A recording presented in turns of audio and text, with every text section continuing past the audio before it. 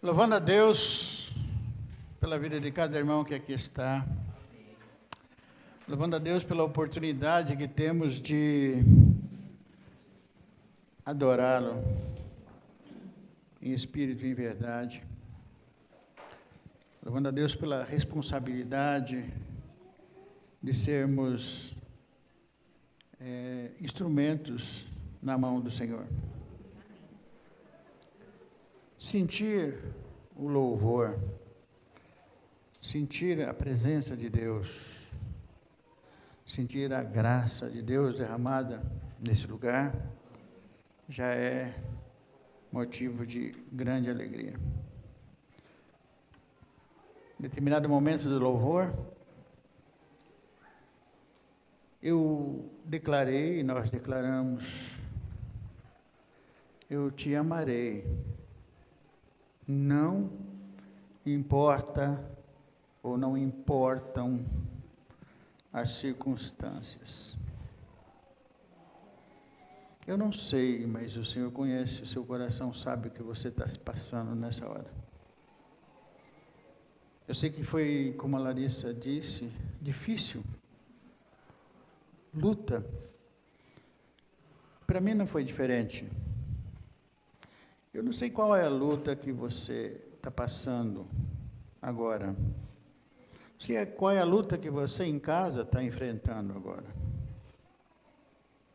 A Bíblia fala de dois servos de Deus que, em meio a umas circunstâncias tão contrárias, eles louvavam a Deus, cantavam hinos e oravam a Deus. E o milagre aconteceu. Feche seus olhos, baixe sua cabeça, pensa na sua circunstância. E grite em silêncio no seu coração: eu te louvarei, não importam as circunstâncias. Pai, num momento tão precioso, onde o Senhor já tem falado aos nossos corações, queremos, ó Deus, aproveitar essa manhã para meditar na sua palavra, para declarar o nosso amor por Ti, declarar quem Tu és e quem nós somos, e fazer valer essas verdades em nosso coração. Se o Senhor, ó Deus, que conhece o meu coração, conhece o coração de cada um de nós, se o Senhor fizer, o Senhor é Deus, e se eu não receber no momento que eu espero, o Senhor continua sendo Deus. Quero te louvar, te agradecer por tudo que o Senhor já fez nesse lugar. Quero colocar a minha vida nas suas mãos. Pedir ao Senhor, ó Deus, que me cubra com a tua graça. Que não seja eu, mas o teu Espírito Santo a falar aos nossos corações. Eu não posso, mas o Senhor pode. Eu não vejo, mas o Senhor vê. Eu creio, ó Deus, que muito o Senhor ainda tem para fazer nesse lugar.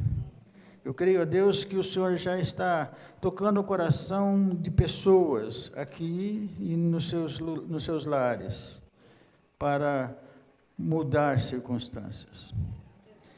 Eu aprendo que o Senhor, ó Deus, não tira as lutas, não tira as dificuldades. O Senhor transforma lutas em bênção.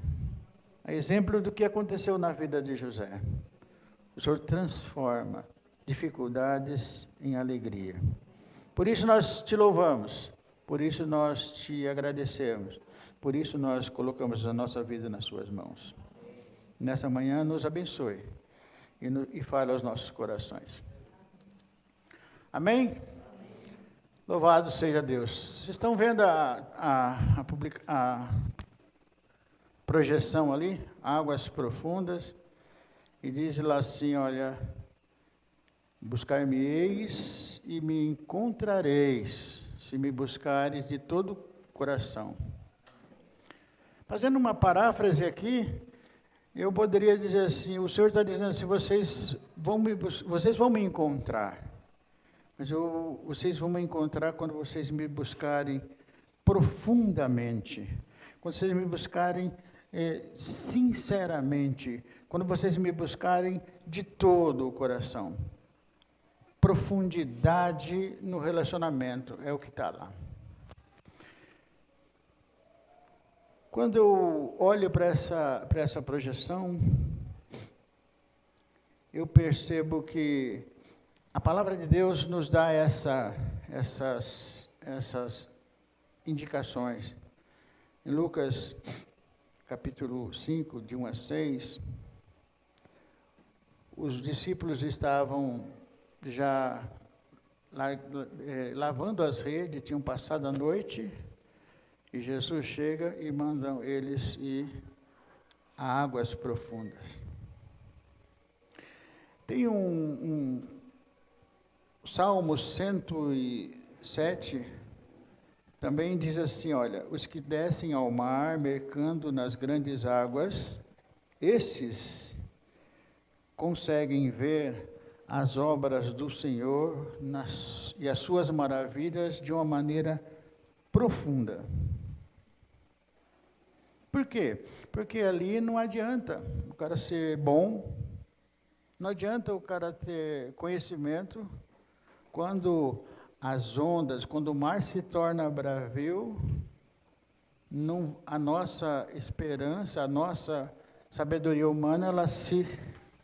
Então, mais uma vez, eu vejo que o Senhor está nos impelindo ou nos conduzindo ou falando de um relacionamento de profundidade. Nós, às vezes, achamos suficiente estar no culto aos domingos ou nas reuniões e temos um relacionamento um tanto quanto superficial. Nessa série de pregações, nós estamos falando do fluir do avivamento. Quando eu falo fluir, eu penso em deixar ele escorrer, ele seguir o seu curso assim espontaneamente. Quando eu não tenho uma vida de oração profunda, um relacionamento profundo, esse fluir do avivamento, ele fica um pouco mais, é como se eu estivesse fechando as comportas e o fluir vai ficando mais difícil. E quando o Senhor chegou para Pedro e disse assim, vai para o mar alto, Pedro disse assim, olha, Senhor, estamos cansados. O fato dele estar lavando as redes, irmãos, é muito significativo, por quê? Porque eles estavam desistindo já. Eles estavam conformados com o resultado negativo. Eles estavam lavando as redes, como que dizendo assim, olha, não adiantou nada, isso não vai mudar. Aí o Senhor chega e muda a circunstância. Diz para ele, Pedro, vão para o mar alto. E aí, Pedro responde uma coisa que eu e você precisamos ter no coração. Não importa se eu já estou exausto, não importa se eu já sofri muito, não importa se as circunstâncias me fazem sofrer de maneira que eu estou quase a não suportar.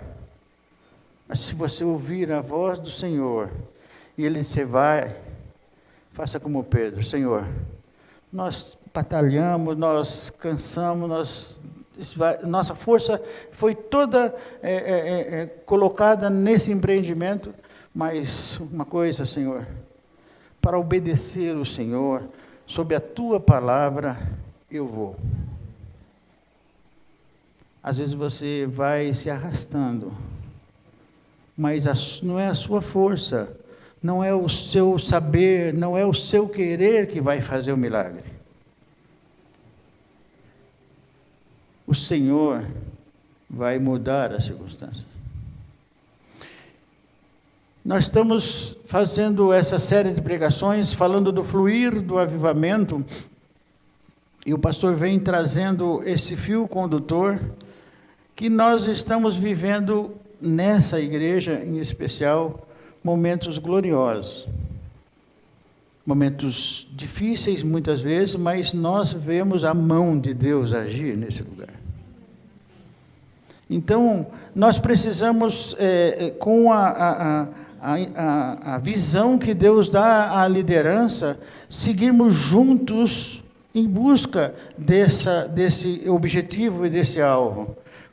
O fluir do avivamento ele vai acontecer quando todos nós entendemos que o Senhor quer usar a minha vida, a vida de cada um de nós, a vida de cada um de vocês que está na sua casa, para que o reino dele se transforme em um rio de água viva que vai lavando toda a sujeira que nós encontramos no mundo afora. Nós não temos noção, a dimensão do quão grandioso é o projeto de Deus para a vida de cada um de nós. O que nós precisamos é fazer que nem Pedro. Sobre a tua palavra, Senhor, não importam as circunstâncias. Eu creio que as coisas vão mudar. Olha para lá, você vê que as coisas estão mudando. Falei com a irmã agora há pouco que eu já vi aquilo ali pronto, pensando naquele pronto, e já vi o tanque de batismo ali, o primeiro tanque de batismo montado ali. O avivamento, a graça de Deus, o fluir do Espírito Santo tem que ser notado no nosso meio, na nossa vida. Fazendo uma pequena pausa, nós estamos aqui hoje e às vezes as pessoas que estão em casa, às vezes as pessoas que estão aqui estão acostumadas já com o pastor todo domingo, toda pregação. E nós temos aqui na igreja algo bom, que o pastor ele tem essa disponibilidade, ele nos dá a oportunidade de exercermos o nosso ministério. Eu tenho um chamado, e eu sei do meu chamado, eu fico feliz e não há nada que me satisfaça mais na vida de estar aqui. É muito difícil, às vezes, ficar ali, só ouvindo. Mas, irmãos, é glorioso por isso, porque a nossa igreja ela está sendo bênção aqui, está sendo bênção lá na Igreja Batista Verdade e Vida. Porque o pastor, nosso pastor, está lá sendo usado por Deus para abençoar aquela igreja. E nós estamos aqui, fazendo aquilo que Deus nos chamou para fazer. Fico feliz porque é para nós e para o reino de Deus uma clara noção, uma clara uma coisa que, assim, que a gente nota com claridade que nós estamos sendo bênção aqui, nós estamos sendo bênção em Rebouças, nós estamos sendo bênção lá na Igreja Batista Verdade e Vida, e nós estamos sendo bênção na vida das pessoas que estão em casa. Fluir do avivamento, nós precisamos pensar em algumas coisas que nós vamos meditar nessa manhã. Abra a sua Bíblia em Marcos, capítulo 11, verso 17. Esse vai ser o nosso texto base. Te louvarei, não importam as circunstâncias, e adorarei somente a Ti, Jesus. A nossa pregação na manhã de hoje, ela encerra mais um ponto daqueles que nós estamos seguindo no livro lá. E eu olhei para aquela capa do livro, nós comentamos até aqui, numa das reuniões que nós tivemos, uma grande geleira, para mim é uma geleira, mas pode ser uma grande pedreira, e um martelo e um ponteiro. Imagina que nessa figura está mostrando que não é fácil. Quem trabalha com a talhadeira e com um ponteiro para abrir um bloco daquele, sabe que não é fácil. Imagina uma pedreira, uma geleira e uma marreta e um martelo. O que está transmitindo para nós? nós não temos condições de fazer, mas nós dependemos do Senhor. E não vai ser fácil, mas nós temos que perseverar, porque o Senhor é que vai dar força para a gente vencer esses obstáculos. Marcos capítulo 11, no verso 17, Jesus diz assim, olha, nas Escrituras Sagradas está escrito que Deus disse o seguinte: a minha casa será chamada casa de oração para todos os povos. Eu vou parar aqui, porque o restante vocês já sabem o que aconteceu. Né? Então, quando ele diz está escrito, ele está se referindo a alguma passagem bíblica, alguma passagem do Antigo Testamento, porque os doutores da lei, os fariseus, aquelas pessoas que estavam ali no templo, fazendo do templo um lugar de comércio, fazendo do reino de Deus moeda de troca, eles estavam ali, mas eles conheciam a palavra de Deus. E o Senhor cita exatamente o livro do profeta Isaías, no capítulo 56, que no verso 7, diz assim: também os levarei ao meu santo monte e os alegrarei na minha casa de oração. Os seus sacrifícios, os seus louvores serão aceitos no meu altar, porque a minha casa será chamada casa de oração para todos os povos. Isaías 56, verso 7. Então, quando Jesus se revoltou, ele se revoltou ali naquele momento e expulsou os vendilhões lá do templo, é porque eles sabiam, eles deliberadamente estavam fazendo da casa de Deus um covil de ladrões, como ele diz. E eu quero me prender a esse ponto. A minha casa será chamada casa de oração. Para que a casa do Senhor seja considerada uma casa de oração, eu começo a pensar com os irmãos que nós temos que rever, nós temos que pensar, nós temos que refletir sobre os motivos pelos quais nós estamos orando. Porque é muito comum no meio cristão, no nosso meio, a gente orar no momento em que a gente está em desespero por alguma coisa.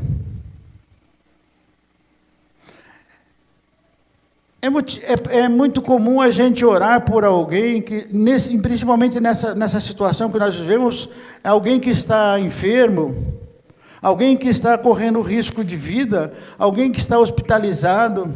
É comum a gente orar pelo filho que está desviado, é comum a gente orar pela conversão do marido, da esposa. É comum a gente orar porque a nossa vida financeira está uma bagunça, a gente está numa situação muito difícil. É comum a gente orar por perseguições no trabalho.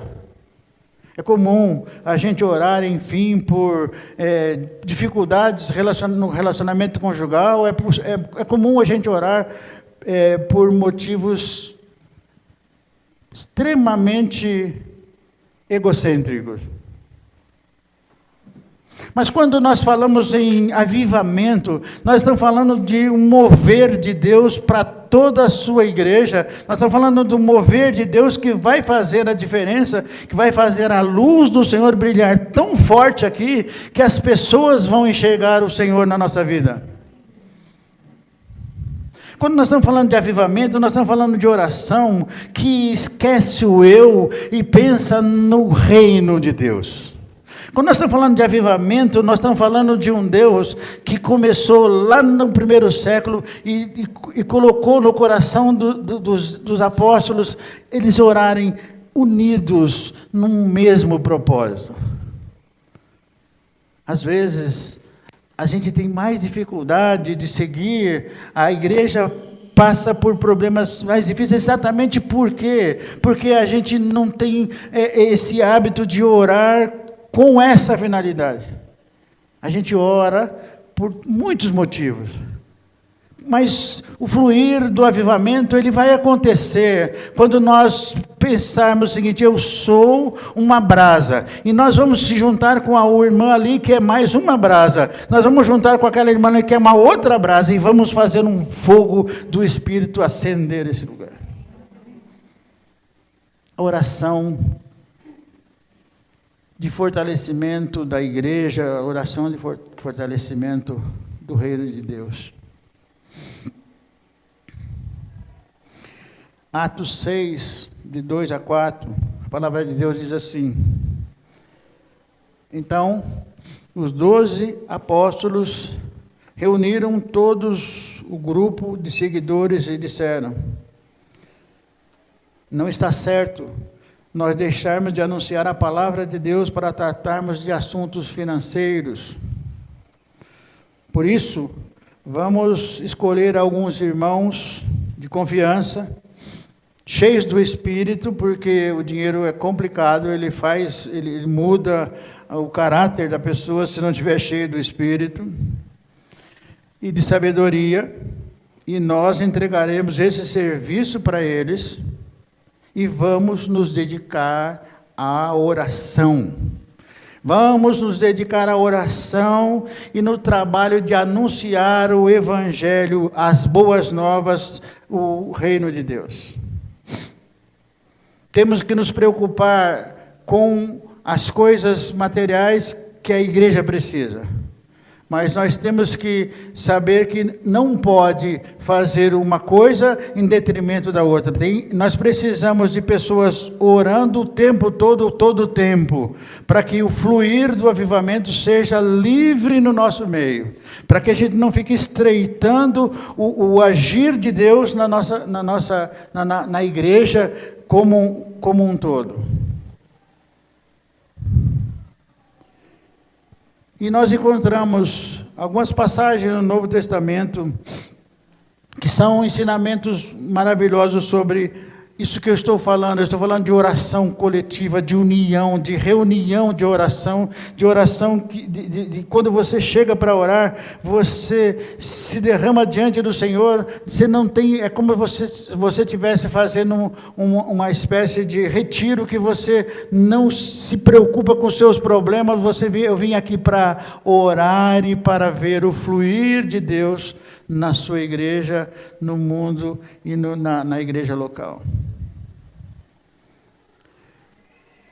Todos eles perseveravam unanimemente em oração e súplicas, ou seja, unidos com o mesmo propósito,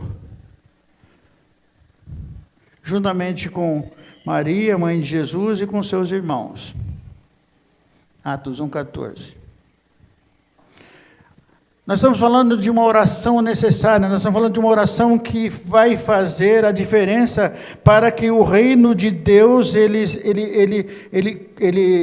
nós contribuamos com a nossa parte para que esse fluir, para que o crescer, para que o agir do Evangelho na vida das pessoas, no mundo, ele seja diferente. A última vez que eu estive aqui pregando a palavra de Deus, eu via claramente o seguinte: nós estamos olhando para o mundo e vivendo um mundo cada vez pior, moralmente falando. E a gente, irmãos, tem que fazer meia culpa aí, porque nós estamos falhando.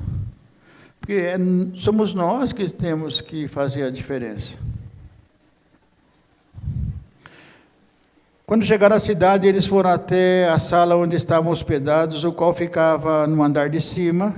Os apóstolos eram esses: Pedro, João, Tiago, André, Tomé, Bartolomeu, Mateus, Tiago, filho de Alfeu, Simão, o nacionalista, e Judas, filho de Tiago.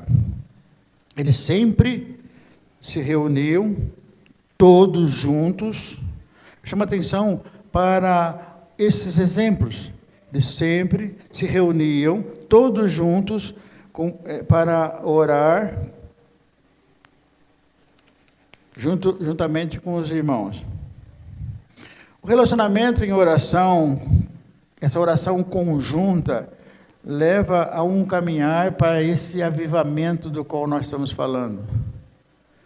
Mais à frente nós vamos ver assim, por que a liderança da igreja, Deus coloca isso no coração da liderança, é porque nós estamos vivendo um momento que nós precisamos estar fortalecidos em oração.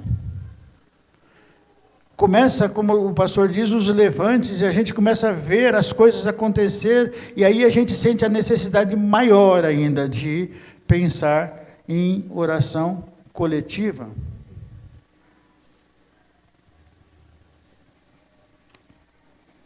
De acordo com Atos 1:3, Jesus passou 40 dias depois da ressurreição.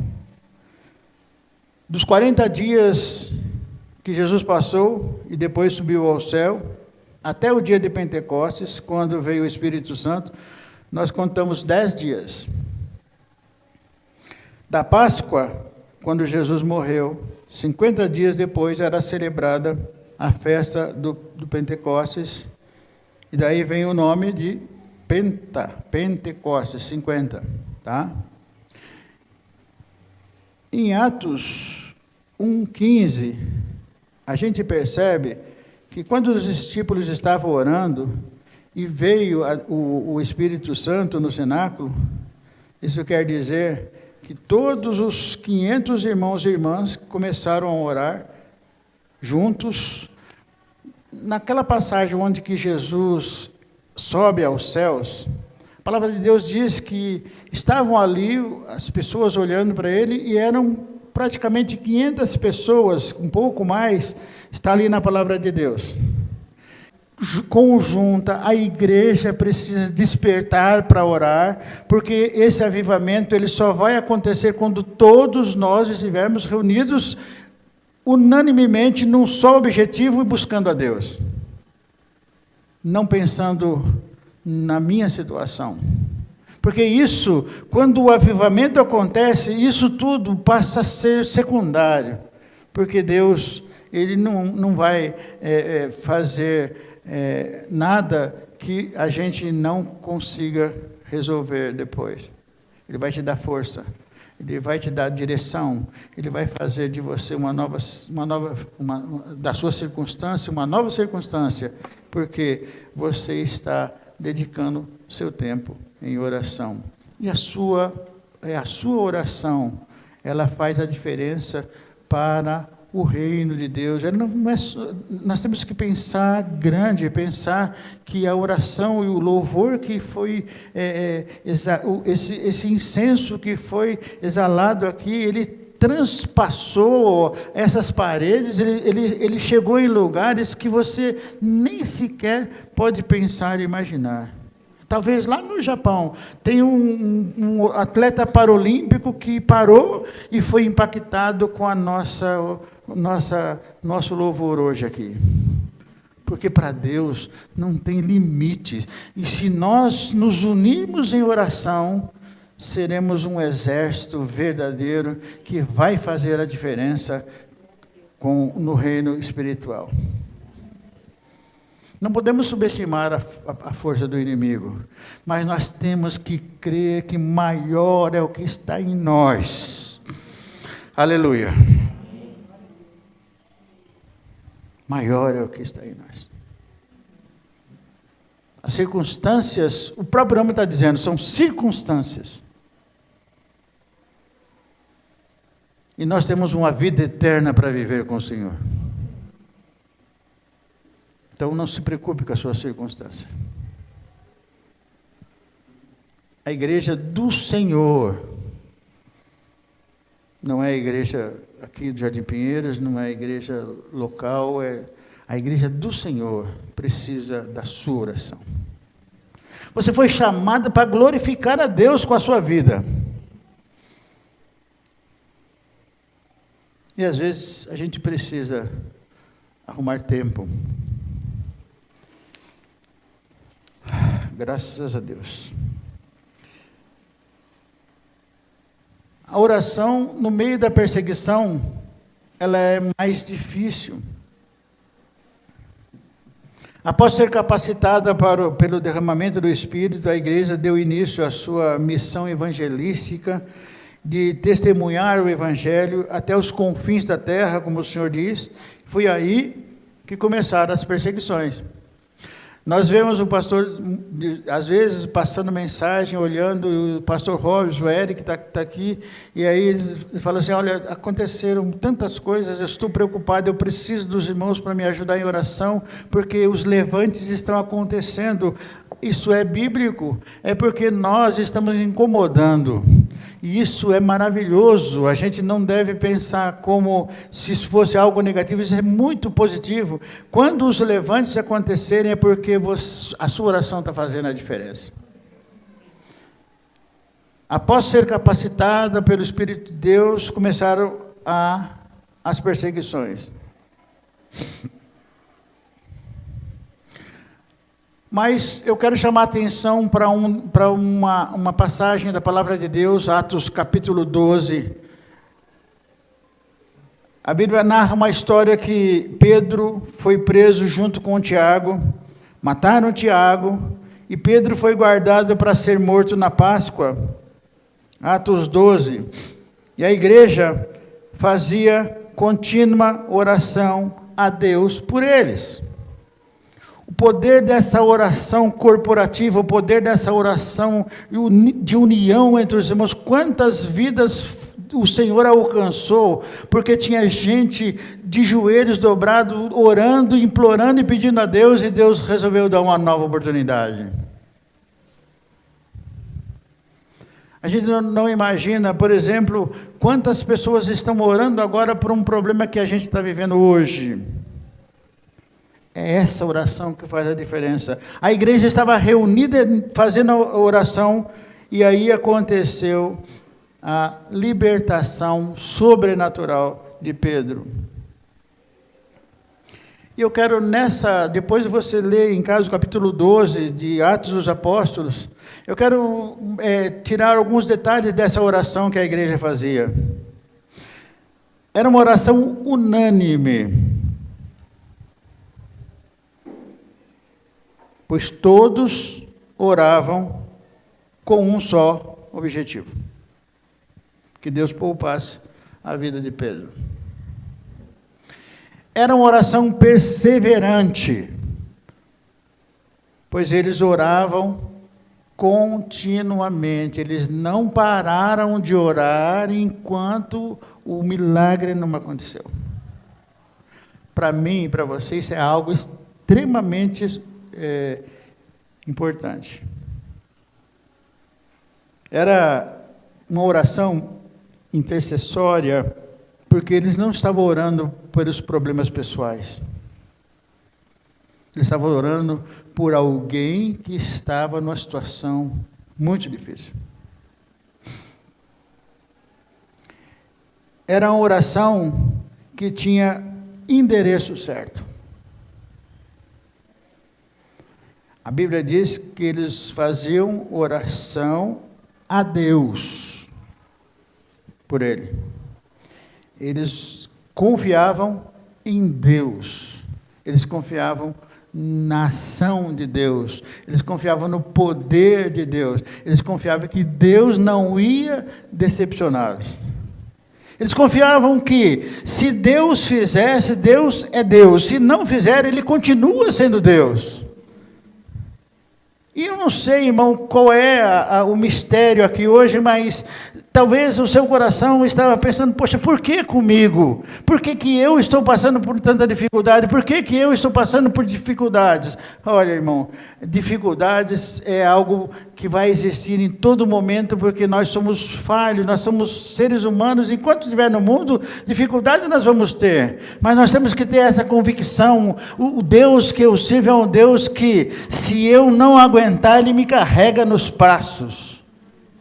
Se eu não puder abrir o mar, Ele vai me fazer andar por sobre as águas. Ele não vai me desamparar em momento algum.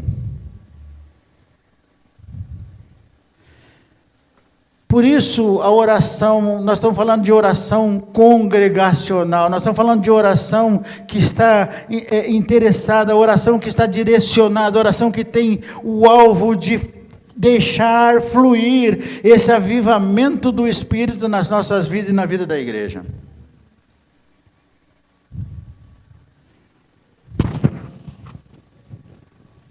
Algumas coisas nós precisamos entender o porquê dessa oração congregacional. Quando eu oro por um problema pessoal, eu estou orando por dificuldades que para Deus é pequeno, e às vezes tem até um ditado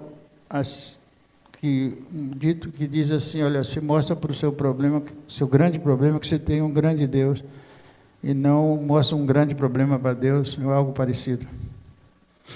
Mostra para você, ao invés de mostrar para Deus que você tem um grande problema, mostre para o seu problema que você tem um grande Deus.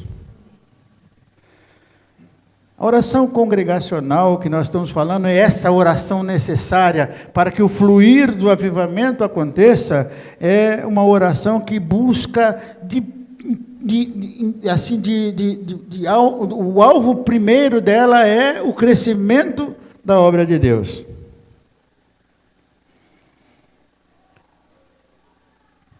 A evangelização contribui, sem dúvida, para o crescimento da igreja. Uma igreja com muitos membros é boa, mas é a oração que faz a igreja crescer em qualidade. Quantidade não significa qualidade. É a oração que vai nos dar essa qualidade.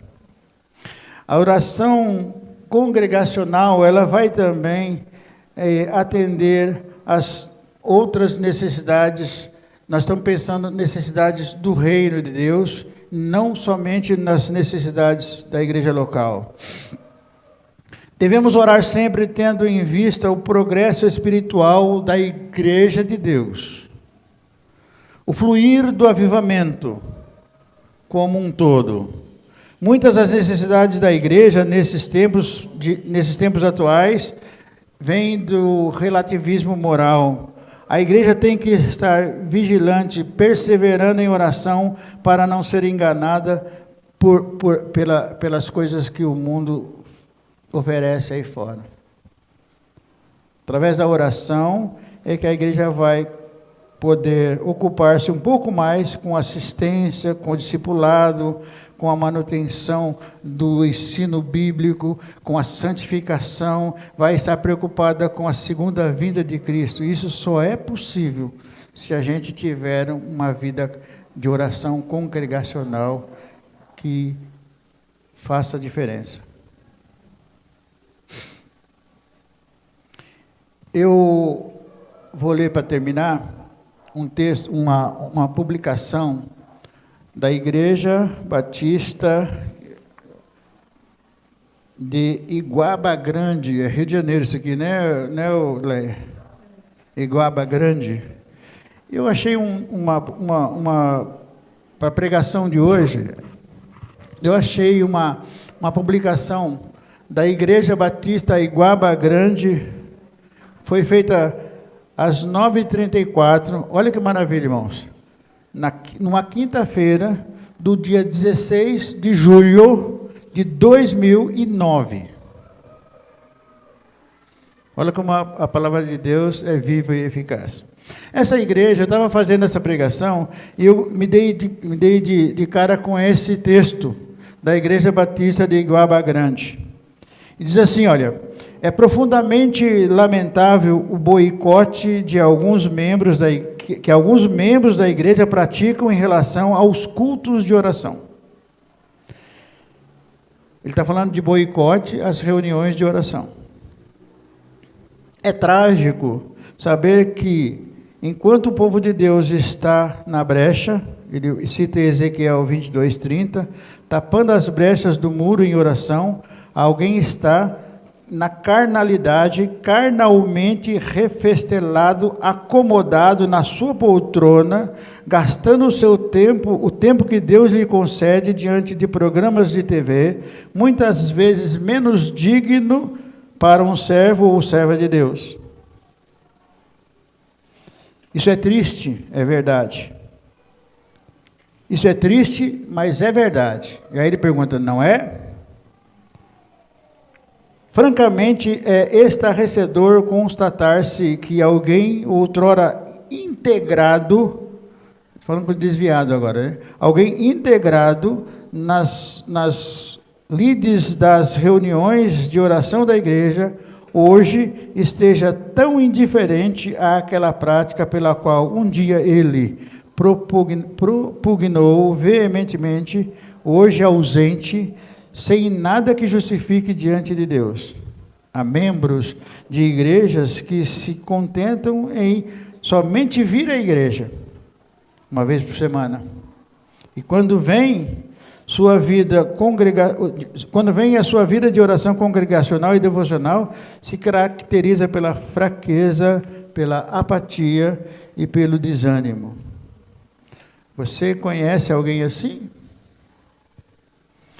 A experiência nos diz que o boicote às reuniões de oração tem como principal prejudicado o agente causador e não a própria igreja. Aquele que boicota as reuniões de oração tende a tornar-se um verdadeiro freezer ou frigorífico espiritual. Uma geladeira. Tais cristãos, tais crentes têm uma vida cristã fleumática e insípida. Se forem sinceros, poderão confirmar que raramente consultam a Bíblia, fazendo nela consultas apenas esporádicas. Se Jesus é nosso modelo, como nós afirmamos, se Jesus é nosso modelo, como nós afirmamos, devemos praticar os seus ensinos, sobretudo no que tange às reuniões de oração. E aqui eu volto ao nosso texto base.